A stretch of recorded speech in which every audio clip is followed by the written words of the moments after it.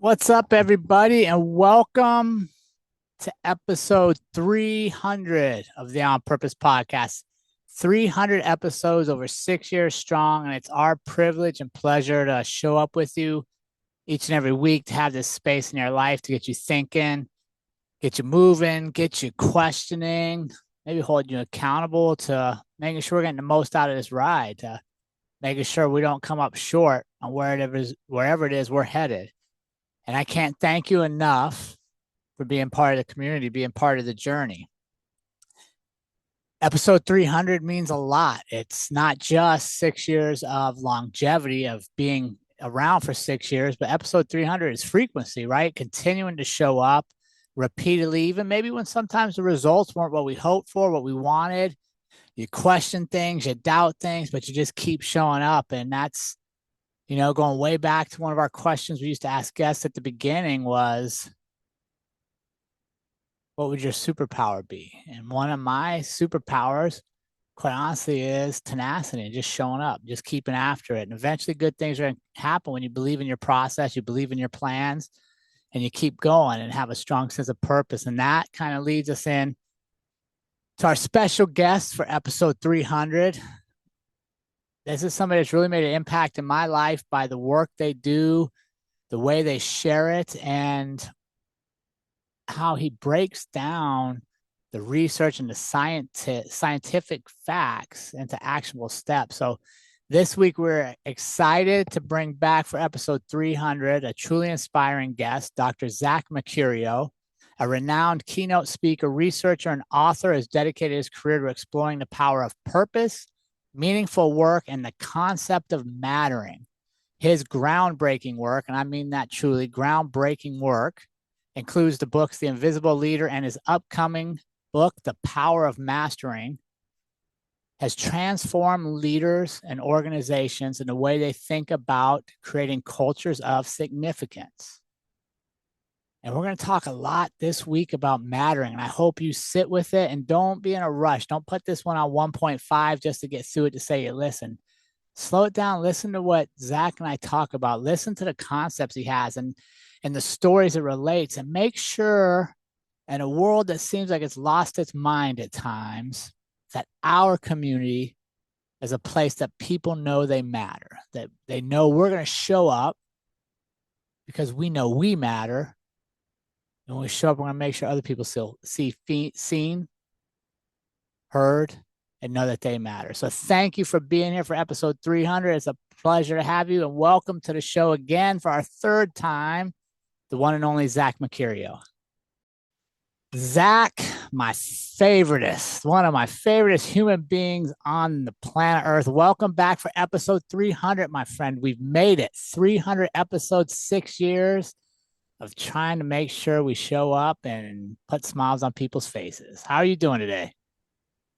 I'm glad to be here. I'm glad to be here. I'm glad to be having this conversation. And I remember when we were sitting down in person for the first conversation that we had on this podcast, Yeah.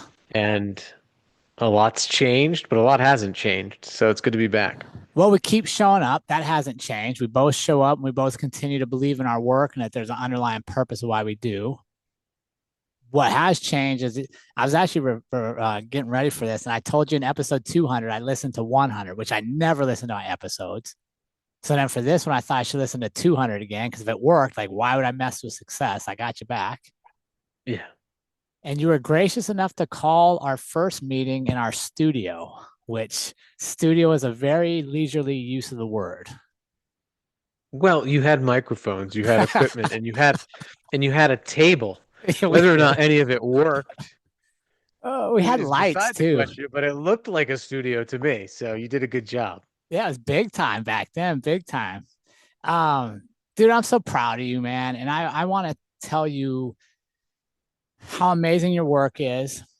Not just that you're doing it, but you're sharing it. And then the people that I know that get to share it and the ripple effect you're creating by studying something that's so important in today's world, which is purpose, and then leading into mattering and making sure that the humans around us, the ones we interact with every day, know they actually matter to somebody.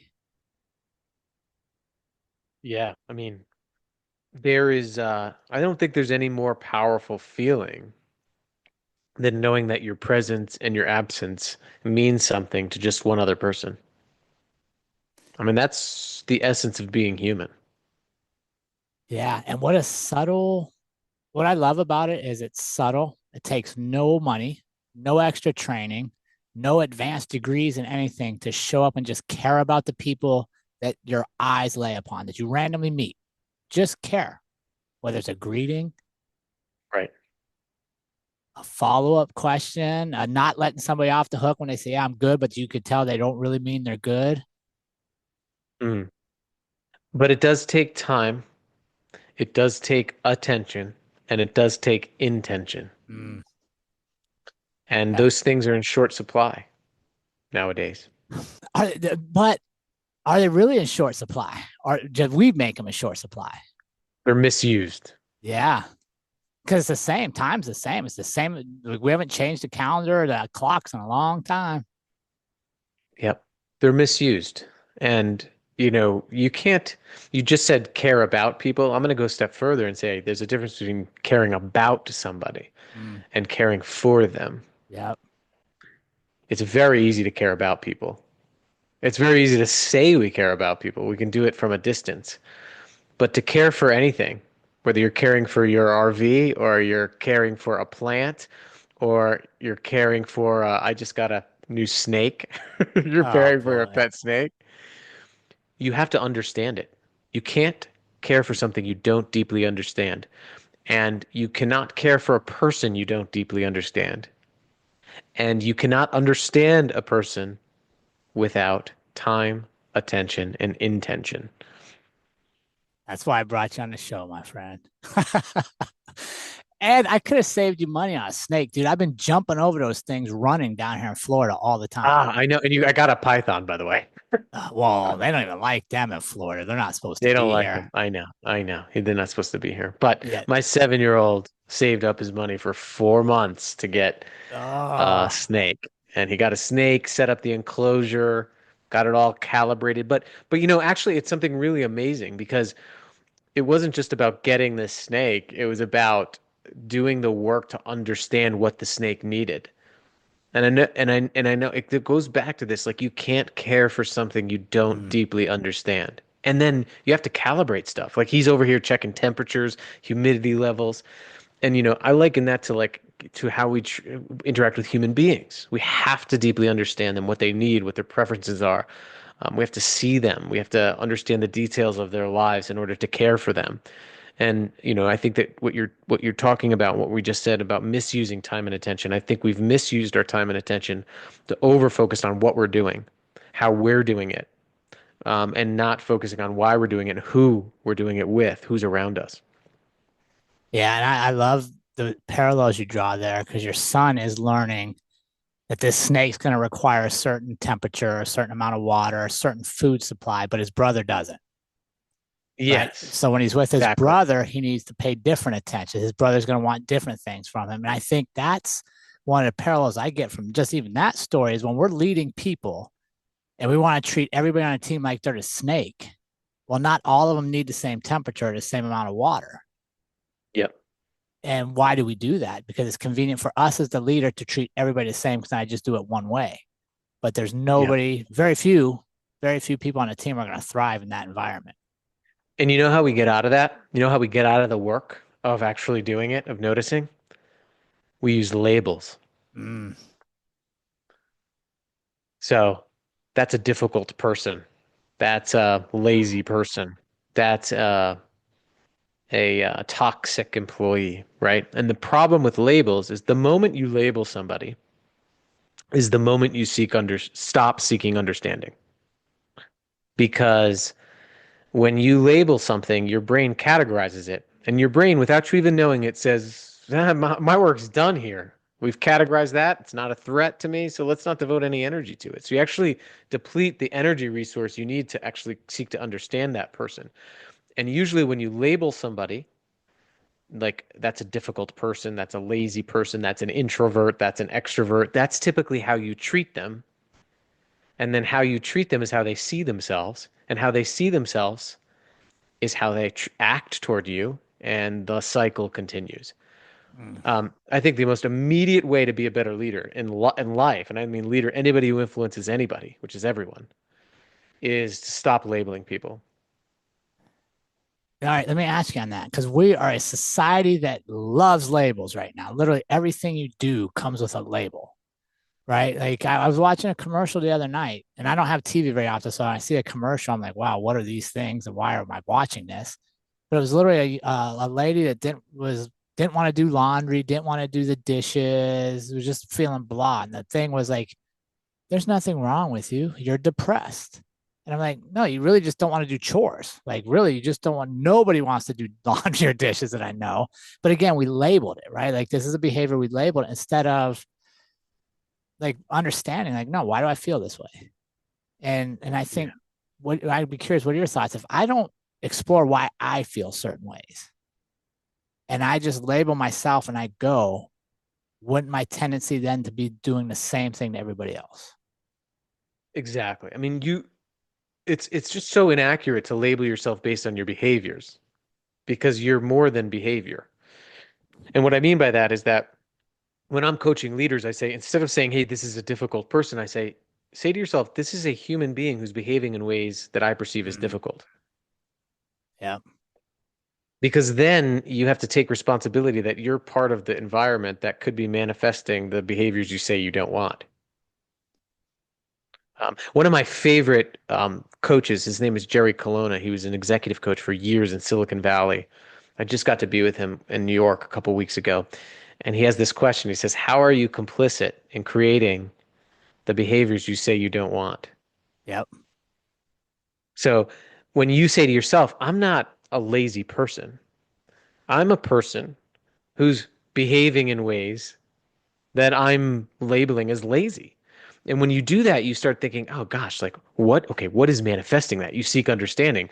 But if you just say, I'm a lazy person, I'm a bad person, I'm this, I'm that, then you've already categorized yourself and you're going to stop seeking understanding of yourself and the mental possible reasons and drivers of those behaviors. But when we do this to humans, we reduce them, and the result is they feel unseen, they feel unnoticed, and that's that's what is signaling that there's a this mattering deficit. More people than ever feel invisible, overlooked, ignored. And I think one reason why is we've taken the shortcut to evaluate people before we seek to understand them. And I guess you're right, including ourselves. Yeah. And there's something you put in your book that I really love, and it says, hurry and care cannot coexist. Yeah. I mean, you can't care for anything if you're in a hurry. If I don't have time set aside to go change the water of the snake and do all this stuff, it's gonna die. I mean, if I don't have time to go to the store, get its food, whatever it's gonna eat, it's gonna die. The same is true with human beings psychologically. Yeah. Um, again, understanding takes time. There are no shortcuts. There are no shortcuts to understanding human beings. It takes time and attention.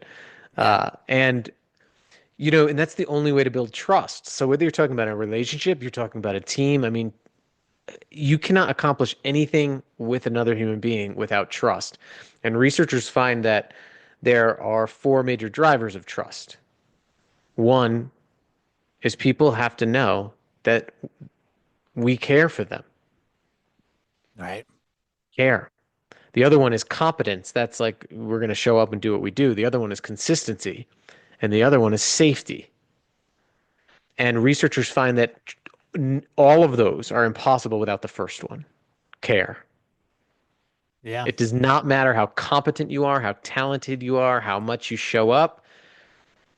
People will not care if they don't feel cared for. What you say won't be significant to someone who doesn't feel significant to you. Yeah. And here's what I love about it, Zach, is these studies have been around for a long time. So this isn't new. Oh, no, no, no. Not new. So why do we struggle so much with this? Why? Like I was reading in the book and then some of the other studies I looked at from the 50s, the 60s.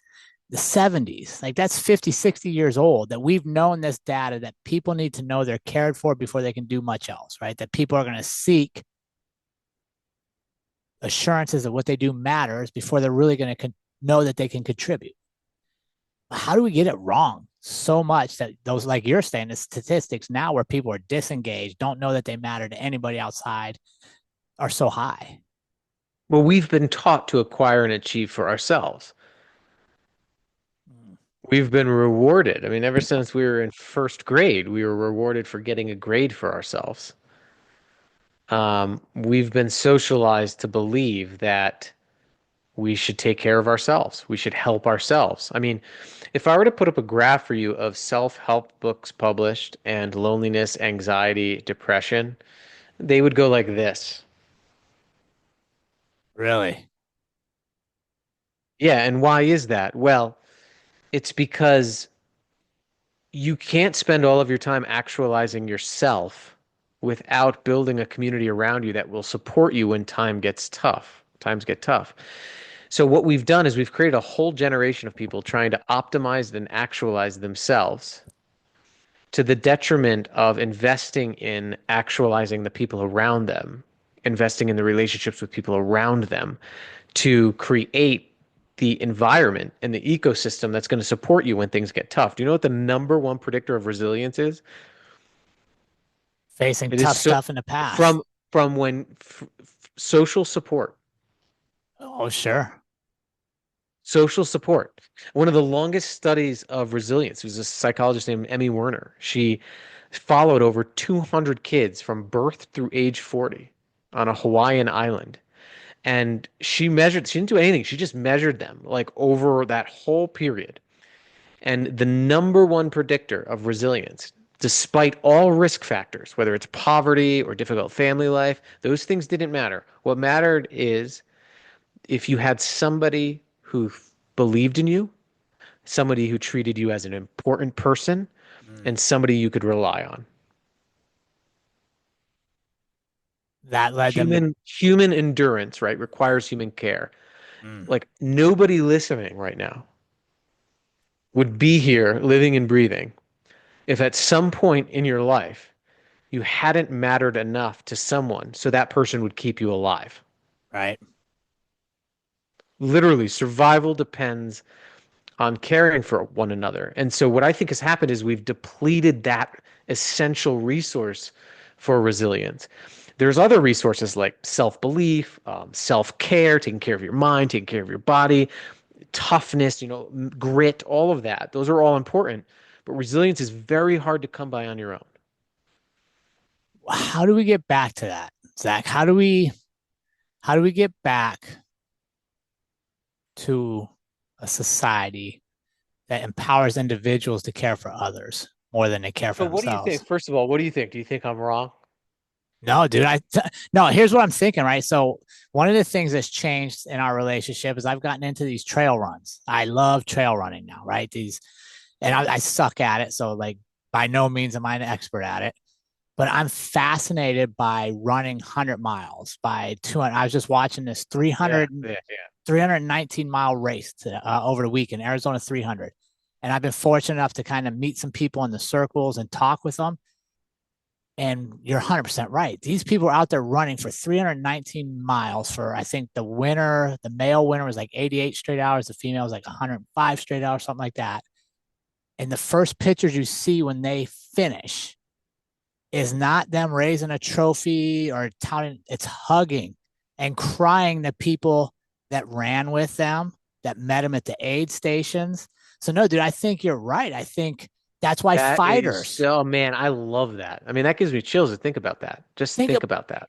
well, what do you want? Like, you just finished one of the 319 miles is ridiculous to be able to do. You finished it. You've proven to yourself that you won't quit, that you are tough and you can get through it. And what you realized is you couldn't do it without them. You also couldn't do it without the organizer. You couldn't do it without the Right. people scouting the trail. You couldn't do it without the Civilian Conservation Corps making the trail during the Great Depression. You couldn't do it. This is it, man. Yeah. We are interdependent, and we have to reclaim our interdependence not as something that's soft, but something that makes us one of the most resilient species on the planet. Do you think that's part of our problem is we are soft? So much of our life is cushy. We forget that behind these challenges is a whole team that we need. And until we face that challenge, we don't recognize what the need for the team. Yeah, I think we've called the wrong thing soft. There's a military Yeah. psychologist in the 1960s that didn't know how to classify the relational skills that was leading to unit success in the army, and so he called them soft skills. Mm, And I wish he never did that. It was probably for a good intention, but what happens is when our brain sees something as soft or simple, our brain will devote less energy to it. And so we've called these things soft skills for the last half century plus. And so we've approached them with less rigor. yeah. Oh, well, it'll just happen. My relationships will just happen. My team will just happen. Or, here, go take a supervisory course. So now you're a good leader. Or I'll promote you into a leadership position just because you were good at your job, but I won't teach you how to lead people. When we see something as soft or simple, we devote less energy to it. And I think, less than 2% of the world's population, for example, gets any formal education on listening well. There was a research study on this. So think about how much, like I can think about my kids in elementary school, how often they're getting to get the reps, right? We talk about physical reps. Yeah. Our kids also, and we ourselves are not getting the social reps necessary to build the skills to care for one another. Because there's another thing happening. Not only are we calling these skills soft, but the second thing that's happening is this thing. Right.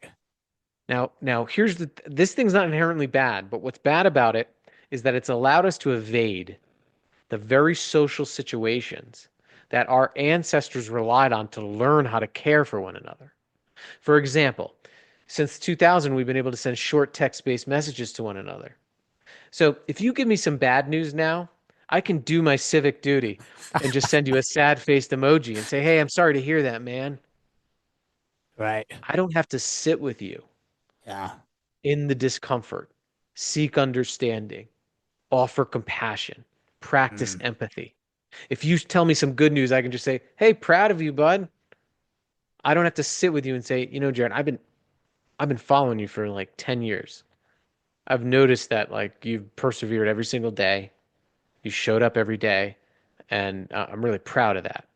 These are skills. mm. And the less we're in situations where we use those skills, the less proficient we get at them. So I think we're also at a skills deficit for caring.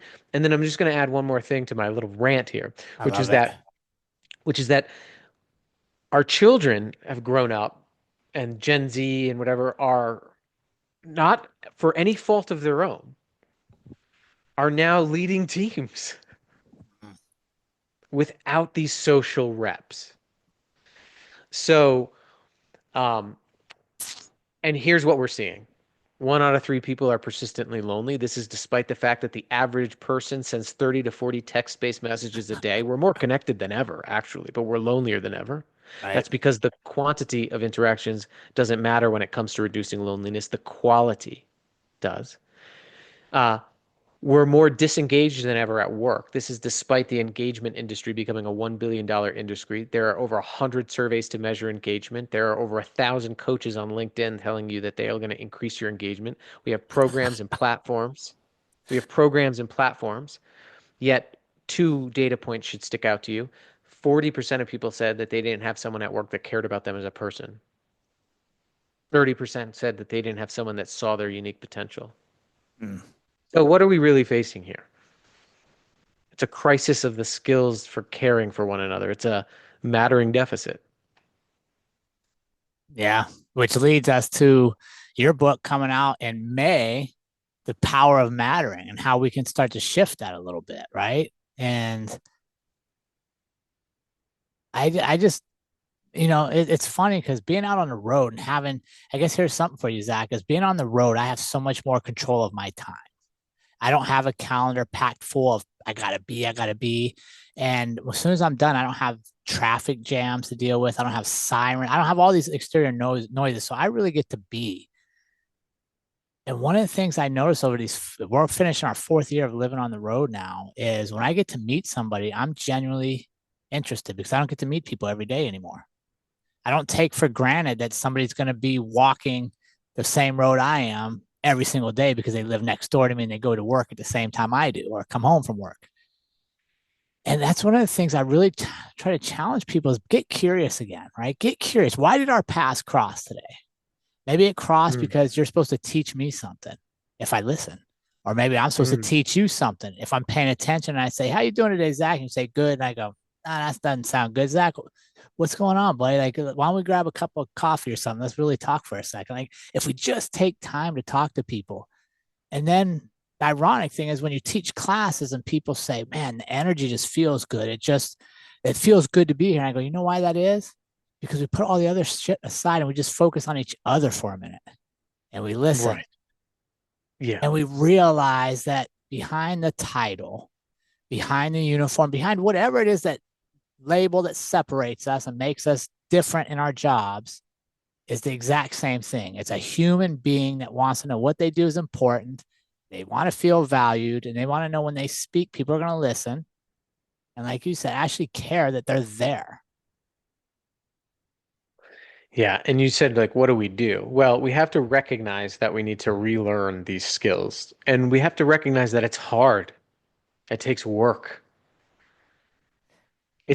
It's simple. It arises, the opportunity arises in simple everyday ways, but it takes work. I mean, for example, uh, if your delivery driver comes and drops off a package, right? You have two choices to make, and you see them. You can wait for them to leave, look out your window, right? Answer another email, whatever you're doing if you work from home. Or you can open the door and just look them in the eye and say, "Hey, what? I didn't catch your name. What's your name?" And engage in that way, right? That takes sacrifice. You have to sacrifice your own comfort. It takes a habit to do that. You may not want to do that, right? But oftentimes motivation follows action, not the other way around. Right. Right? Like if you want to start like working out, the best research-based advice is to set a timer for 10 minutes and go walk for 10 minutes and then just stop walking after 10 minutes. Because what will happen is your brain will be like, wait a minute, I could do more than that. I don't want to stop. But make yourself stop, especially the first week. And maybe I can do 15 minutes. I can do 20 minutes. Same is true with these skills and habits to care. I think we have to think about our process of caring for others as habits and skills that we can learn by doing them. Yeah, making them a priority again, right? Like you Right. were talking about technology earlier. Like drives me nuts. You share something that requires a celebration with somebody, and you get a thumbs up emoji, right? You don't even get a word, Yeah. literally a thumbs up, and you're like, oh man, that's and it's. I don't think it's that hard. Maybe I'm naive, but I don't think it's that hard to just say, hey, you know what? I'm going to pay attention to people around me today. I'm just going to try. Maybe I'm just going to pick Mhm. one person when I'm in the grocery store. I'm going to pay attention to the clerk. I'm just going to be nice to the clerk. Start there. You know what starts happening is you start seeing how you matter. Because what you'll do is you start talking to that person, you start asking about their life, you see how they respond to you. That routine of going to the grocery store is all of a sudden a moment of meaning in your day, Mm. right? It's a moment where you can see how you matter to someone else. One piece of advice I have for everybody here is advice that I try to use with myself because I teach what I need to hear the most. You know, I research what I struggle with the most, but I know is important. And you know, I'm the nicest person in the world when I'm out walking my dog. I think about all the people I should thank, the notes I should write, the people I should check in on, you know, and then I get back to my desk and oh, I got to get this done. I got to get that done. Got to Yeah. get this done. And if I don't put it at the top of my to-do list, if I don't literally write it on my to-do list or put it on my calendar, I won't do it. So schedule your good intentions. Yeah. I That's agree. that's a good way to start. Like most of us don't want to be we don't wake up being like, I'm going to be an uncaring person or leader today. Mhm. I think that No. what we do is we leave it to chance. Yep. We leave it to chance and we we're not intentional with it. So then the world kind of takes over on its demands of our time before we prioritize, Yeah. right? Yes.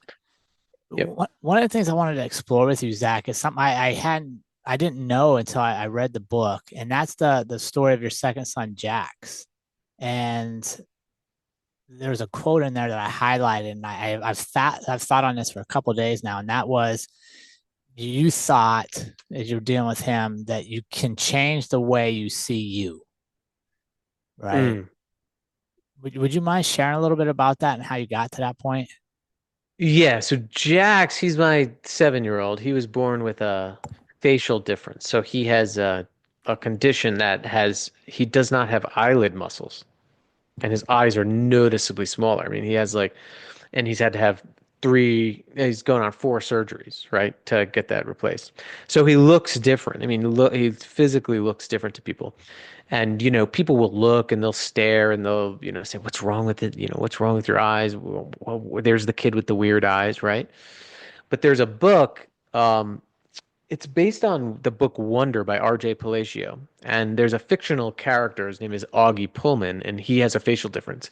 And he's navigating this book, and it's a book made for families. And at the end, he says, I can't change the way I look, but maybe you can change the way you see. And I think that that's the call for right now. I mean, that's what I've learned through him is that it's not him. He doesn't have to change. He doesn't have to change the way he appears to one another. He has nothing to hide. It's us who change the way we see. It's we who can change how we show up for one another. Yeah, And that's what we have direct control over. And again, if you just look at even that story of my son and you think from this traditional self-help perspective, oh wow, what an inspiration he is. Like, he should just toughen up and he's getting all this toughness and resilience and I'm gonna be myself. No, we have to make a society that makes it a little less damn hard for him to be himself. yeah.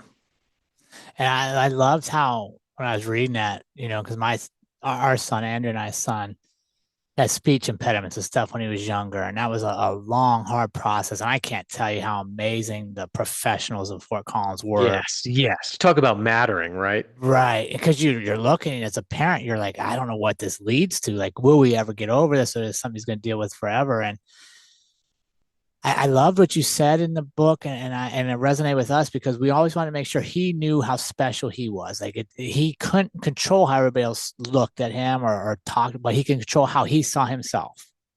Yeah, exactly. But how someone sees themselves is a direct reflection of how you see them and the Yep. evidence that you present to them. So it's called our self-concept. It's the beliefs we hold of ourselves. Right. And one of the best ways to build someone's self-concept is to give them evidence in their environment that they are significant for who they are. And so, I mean, that's what you did. You helped him see yourself, but it wasn't just helping him see himself. It was you gave him repeatable evidence of his significance. So he started believing that. So if you're getting more of that evidence, then you're not. So say in your environment where someone's like, what's wrong with you? That will be an outlier to you, right? Right. As a person, you'll be like, oh, that's not, no, no, no, no. What you say, that's not who I, that's why you hear those people who say, that's your opinion. That's not who I am. I guarantee people who say that have people in their lives who repeatedly show them the evidence of their significance. Right? They have and Yeah. it's called secure attachment as a child. And this transfers into our lives. So when one of the things I know when I go to a house of a friend and they have kids, I can tell right away, based on my background in psychology, if there's a healthy relationship going on. And the one way I can tell is if their kids are loud in front of them. If Okay. their kids are loud, if their kids misbehave in front of the parents. And the reason why that's important is because it signals that they already feel that they matter to their parents, that they're seen, that they're enough, that they're cared for. And they know that even if they screw up, that secure base is not going to be threatened. Um, and that's what's called secure attachment. So when people feel that they have that as children, they can go out, experiment, take risks, and learn because they know someone has their back. Now, have you heard of you? Are you you're in the team-based learning sector. Yeah. You've heard of psychological safety, Yeah. right? People have to be able to speak up, make mistakes, share. Well, people, psychological safety is just adult attachment. Right. It's it's having a leader or someone in my life that has my back. So I can go up, experiment, screw up because I have someone who has my back. And that's also where true confidence is developed. We don't get confidence just on our own. And this goes back to our sons and my son. We don't get confidence on our own. We get confidence because I know someone has my back. Yep. I know that I can go out and into this messy world and someone has my back. I mentioned earlier I met with the commander of the Blue Angels, and their one of their key priorities, their principles, is to fail together. Yep. Fail together. Like we fail together. No one individual fails. No one individual makes a mistake. When one individual makes a mistake, we all make the mistake. And that is that secure attachment feeling that you already matter so you can go out and try new things and have that confidence. And I think that's what you did with your son. Yeah, I hadn't thought of it as smartly as that. I just knew that I was going to have we were going to have a kid that believed in himself and that we're all different, right? Like we all have things that are unique about us. And that was one of the tenets of us raising our kids is we were going to say like, we're all unique and that is our strength. Right? Yeah. 'Cause if we were all the same, that's a pretty boring world. Yes. And, when you're in a relationship, being able to show someone that uniqueness, not just tell them that, hey, you're unique and you matter, but showing them exactly how they matter is really important. And I love that. Expand on that for a second, Zach, because I think our community needs to hear that, right? Not just saying, "Hey, I appreciate what you did yesterday," or "It's good to have you here," but being specific. Yeah. I'll go into, so I want you to think about a moment where you most believe that you mattered as a person to someone else. Think about what comes to mind, for a listener. What are you thinking about? Chances are you're thinking not about a big action. You're not thinking about getting your direct deposit. You're not thinking about a big award. You're probably thinking about just small interactions. And that's what we find in our research that the experience of mattering, of feeling significant to another person happens in moments, very small moments. And there are three characteristics of those moments that we found. When we ask people this question, when they feel noticed, when they feel seen and heard, Yep. when they feel affirmed, and when they feel needed by others. And what you're talking about is feeling affirmed. And feeling affirmed is knowing how our uniqueness makes a unique difference. It's different than appreciation or recognition, right? And I work with organizations a lot, and their organization will be like, well, we have an appreciation program, right? Appreciation is showing general gratitude for who someone is. Recognition is showing general gratitude for what someone does, but affirmation is showing someone how their specific unique gifts make a specific unique impact.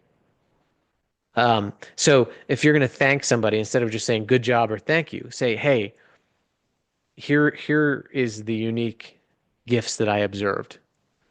Here is the unique perspective that you brought. Here's the unique impact that you had. Here's the unique wisdom I saw that you brought. And here's the difference it made for me. And being relentless and showing people what I call the indisputable evidence of their significance. Yeah. Right? Showing them how they matter. One, we like the national parks. I'm sure Yep. you do too, as someone who's on the road. One of my clients was the National Park Service, and there was a facilities manager who had really high morale compared to all the other parks. And I got to go out and observe what he was doing. And he supervised facilities maintenance folks, so really inhospitable conditions in the western part of the United States in these parks. They're cleaning bathrooms, they're repairing bridges, and there's millions of visitors coming to these parks. And he had really high morale at his park. And I asked him what was going on. And he goes, I just one practice on Friday. I send an email. And in that email, I include pictures that I took that week of projects that my team worked on and visitors using those projects. If it was a bridge that was repaired, I send a picture of the visitors walking over that bridge. If it was a bathroom that was reopened, I send a picture of the shorter line for the bathroom, now that there's two bathrooms. And all he writes is, look what you did. Mm, And he sends a look what you did email every Friday. And what I love about that is, again, you're giving some of the indisputable evidence of their significance. No one on his team could say, no, I don't really do anything worthwhile. right. No, no, no, no. Look at the picture in your inbox. There's visitors walking on a bridge that wouldn't be there if you didn't do your job this week. And I think that's a skill, right? That's an example of affirmation, of showing people the difference they make. And I love that because that shifts the responsibility. One of the things that drives me nuts, Zach, is when I hear from leaders that they believe it's the employee's responsibility to be motivated, to understand the value they bring. And I do the same thing. I laugh and go, that's your job. Your sole job is to make sure people thrive. That's it. And you know what? When they like, you're never, again, I say this all the time. You cannot expect something to matter to someone if they don't believe that they matter to you.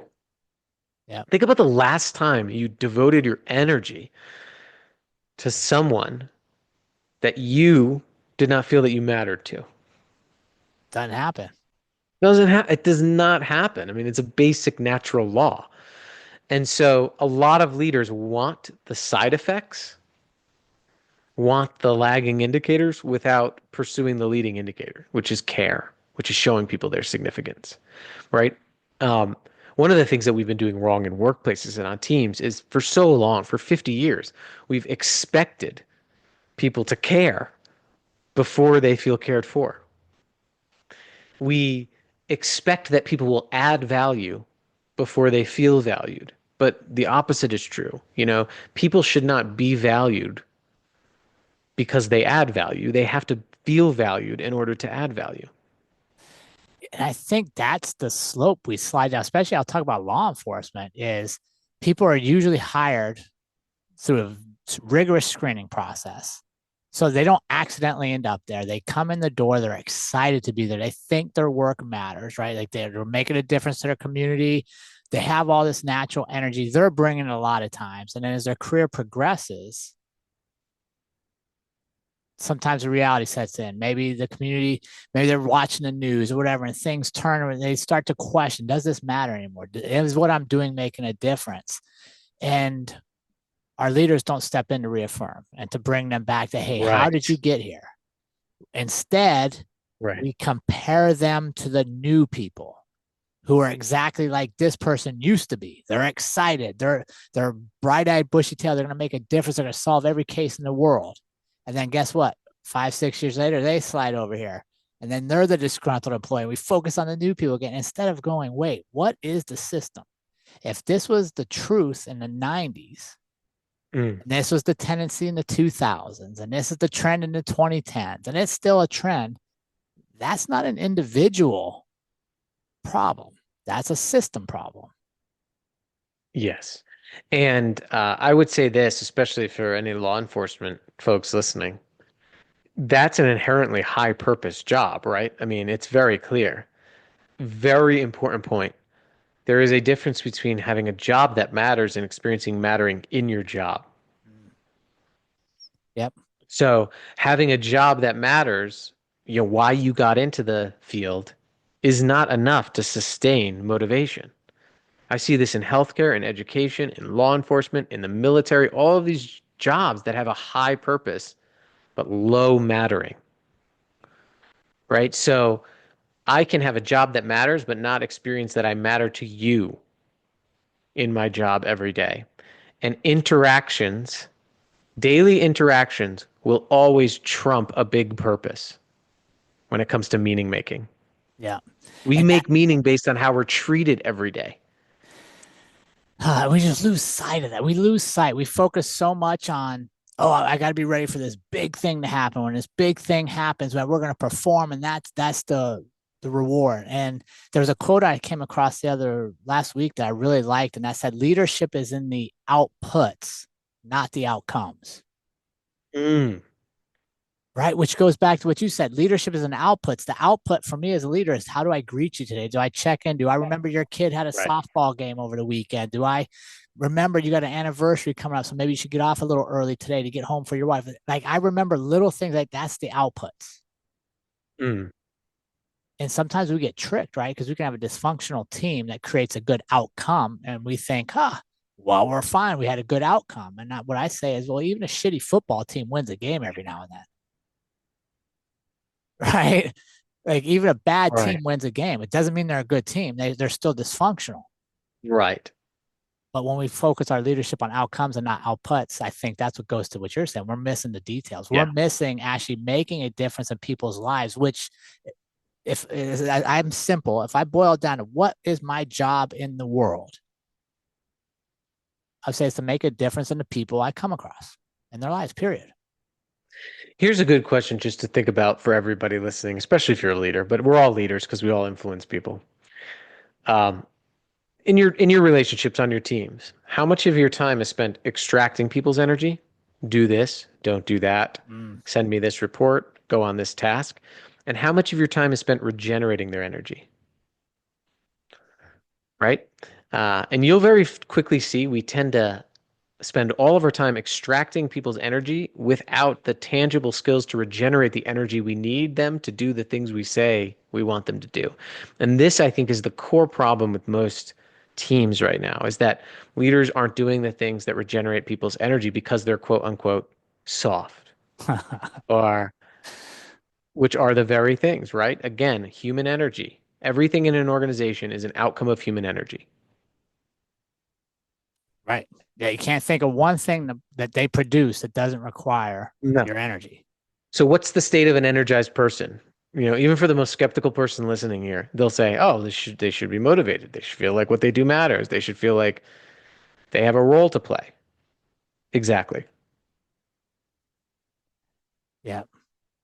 Yeah. And so how do we get back to that? What would you say if somebody's like, okay, I'm gonna go in and I'm gonna try to re-energize my team? What are a couple Yep. simple things they can start doing tomorrow? All right. First thing is notice people. Right. I'm gonna walk you through these three things. Notice people. The quickest thing you can do is just remember the details of people's lives and ask better questions. So go beyond the how are you? How's it going? What's up? Right? I see leaders on teams do briefings and the leader will say, "How's everybody doing? Good?" Right? Imagine if you weren't good. Would you be like, "Hey, not me, not me," or "Hey, I hope you're doing well."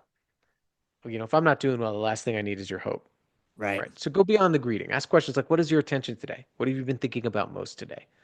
What's been most meaningful to you today? What's been most challenging to you today? How can I help? How can I support you?" One leader I worked with would just ask, like, "What are you not getting from me today that you need?" Mm. And that's a powerful question, right? Right. Just every day.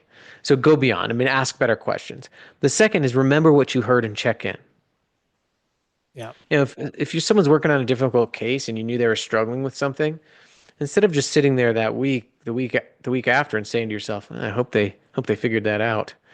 Say, "Hey, I just remembered when we talked last week that you were really struggling with that. I wanted to see how that was going for you." There's magic in being remembered. So start there. I mean, those are simple things. The second is anytime you say thank you or good job this next week, go one step further and just show people the difference they make and how they make it. Yeah. So name someone's unique gifts. Like say, "Hey, this is what I saw in you, and this is the difference it made." If you see someone's effect, like if you see the downstream effect, the ripple effect of their work, take the time to show them. All right. Good leaders tell people that they matter. Great leaders show people exactly how they matter. Mm. And then I would say the last thing is to show people how they're needed. Think about someone right now that you rely on your team, in your life. Now think about the last time you explicitly told them, right? Oftentimes we know we rely on people, but we don't tell them. So my favorite 5 words to encourage leaders to use is if it wasn't for you.